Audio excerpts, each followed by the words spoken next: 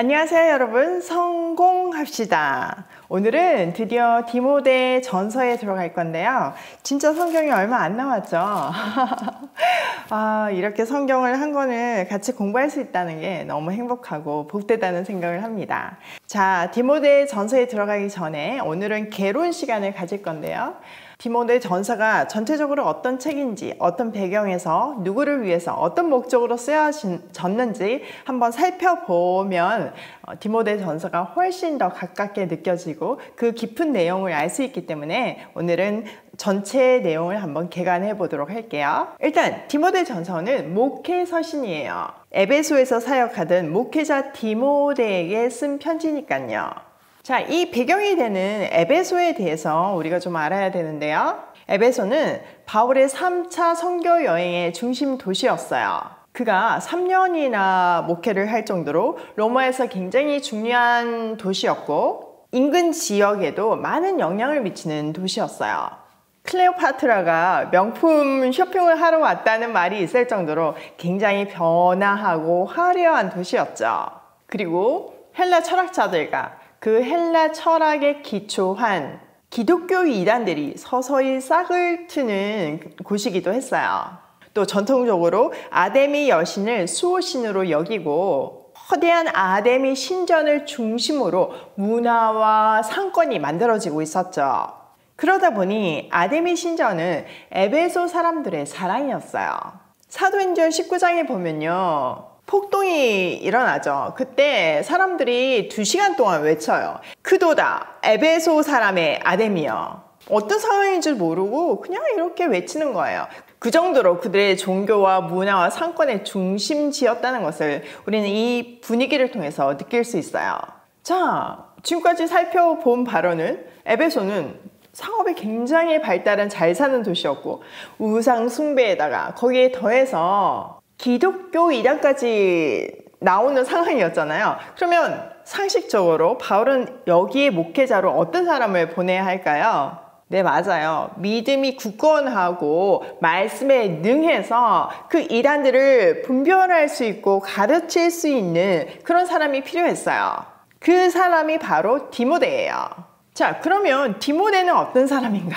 그는 누구인가? 한번 알아보면요. 디모데는 루스드라라는 곳에서 헬라인 아버지와 유대인 어머니 사이에서 태어났어요. 그리고 어머니와 외할머니로부터 어릴 때부터 성경을 잘 배운 사람이었죠. 디모데 후서에 이 내용들이 있죠. 루스드라는 갈라디아 지방에 있었는데 바울의 1차 선교지 중에 하나예요. 거기서 바울은 거의 돌에 맞아 죽을 뻔하게 되었는데 그때 그를 간호해준 사람들이 있었어요. 그 중에 한 사람이 디모데예요. 사도행전에 의하면 디모데는 바울과 동역하기 이전에도 다른 믿는 사람들로부터 칭찬을 받는 사람이었어요. 그러다 보니까 그는 끝까지 변하지 않고 바울의 믿음의 아들로서 사역을 잘 감당한 신실하고 충성된 동력자였죠. 그러나 성격이 조금 이약한 면이 있어서 뭔가 이게 신경을 많이 썼나 봐요. 그래서 위장병이 있어서 뒤에 보면 바울이 치료약으로 포도주를 써라는 얘기가 나오죠. 자, 다음은 내용을 한번 살펴보면요. 목회자 디모데에게 주는 내용인 만큼 거짓 교훈과 은혜와 기도에 관한 가르침이 나와요. 이어서 직분자들의 자격에 대해서도 어떤 기준으로 그들을 세워야 하는지에 대해서도 잘 기록하고 있어요. 먼저 교회의 리더로서 질서를 잘 유지해야 했던 감독들. 이 감독은 지금 현재의 장로라고 보시면 되죠. 이 장로에는 목회자까지 포함되어 있어요. 그들의 자격에 대해서 잘 설명하고 있고 또 장로들과 동력해서 교회를 함께 섬기는 집사의 자격에 대해서도 잘 정리해주고 있어요. 또 논쟁의 여지가 많은 여자들에 관한 부분도 있는데요.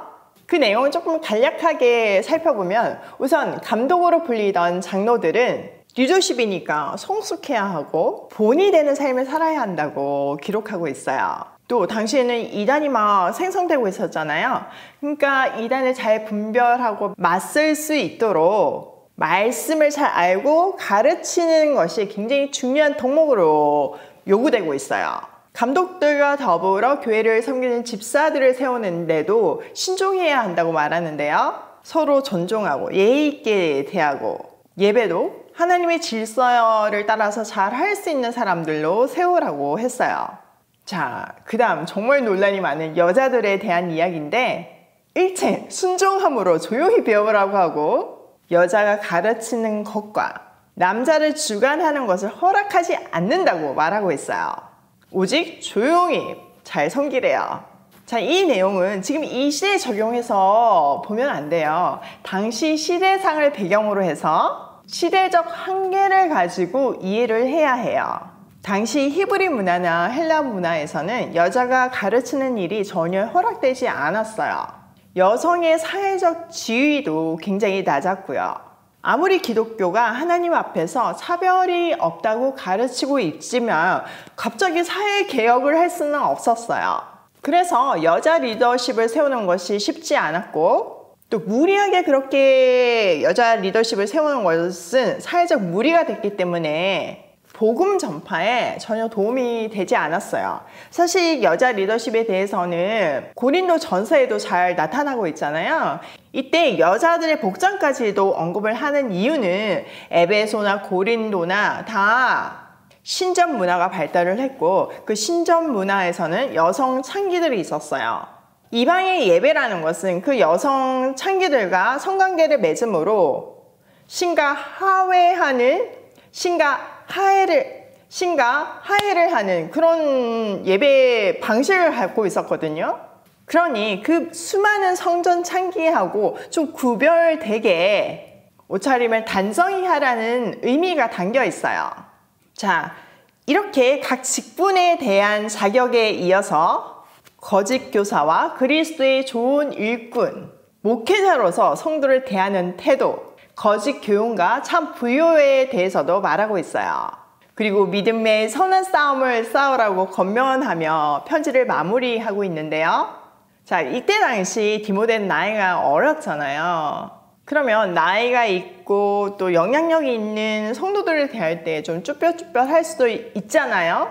그때 담대하게 주님이 주신 권위로 그 성도들을 대하고 자기가 본을 보여준 것 같이 믿음의 선한 싸움을 싸우라고 권면하는 거예요. 자, 이 내용은요, 사실 비단 목회자뿐만 아니라 하나님의 자녀인 우리 모두에게 요구되는 내용이에요.